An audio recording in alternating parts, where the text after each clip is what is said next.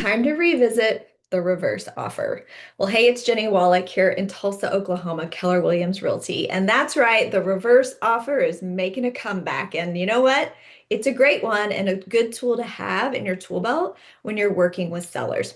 So here is how a reverse offer works and why it could really help your clients get the deal done and actually get their home sold. So this tends to come back around as a popular method for our sellers when the market shifts and it's taking more days on market for a property to sell. Now, as real estate professionals, we know we're doing everything we can to assist our clients and helping them achieve their goal and getting moved. But the problem is sometimes the days take longer, and when that happens, everybody starts getting a little anxious. Well, I don't know if you've noticed when I have seller listings and it's taking a lot of time to get them under contract, we want to get a little creative sometimes. Now, this could be a method that you share with your clients at the very front end of your presentation and your consultation about how you're different from other agents, how you like to think outside the box, or you can save it for later, or maybe right now you need to use it. So the whole idea behind a reverse offer is that it's the seller making an offer to a buyer. Now, I found that this works best when you have a listing and it isn't selling, obviously, and a buyer agent come to your property. Maybe they tour it and maybe they even come back again, but they just aren't ready. You know, you'll get that feedback from the agent. It'll be like, they're just kind of thinking about it, or they're, just going to see if anything else comes on the market, or we're just going to, go shopping a little bit more and see if some other homes maybe, check the boxes for them better than your listing.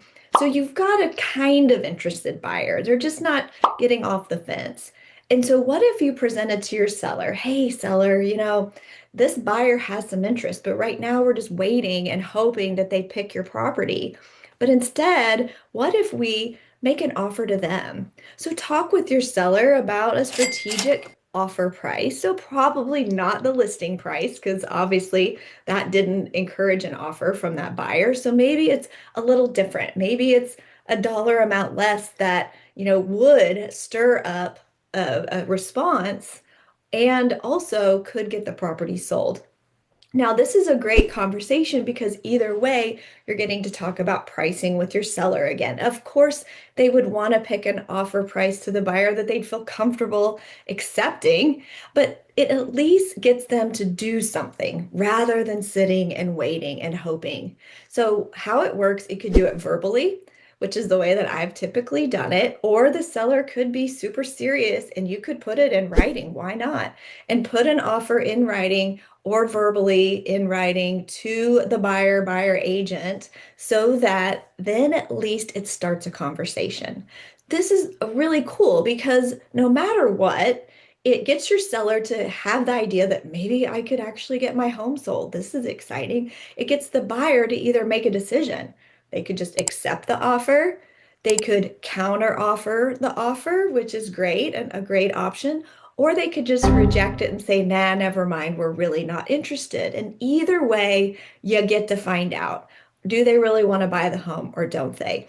Now, in the examples, whenever I have run this play, it actually hasn't worked out, but it does encourage a price adjustment because now you can say, sorry, seller, they're just not interested. They're moving on. And so we can get them off their list. We don't have any other showing set up. I know you wanted to get to your new home by this timeline. And how about since now we've talked about that price, why don't we go ahead and make a price adjustment to that price to see if maybe any other buyers are out there that would accept that price and get your home under contract.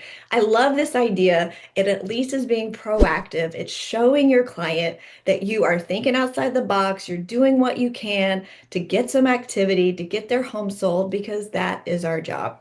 So let me know what you think about the reverse offer. I feel like it's a great way to at least start some conversations, which could offer up some opportunities and get some people into action, which is the point here.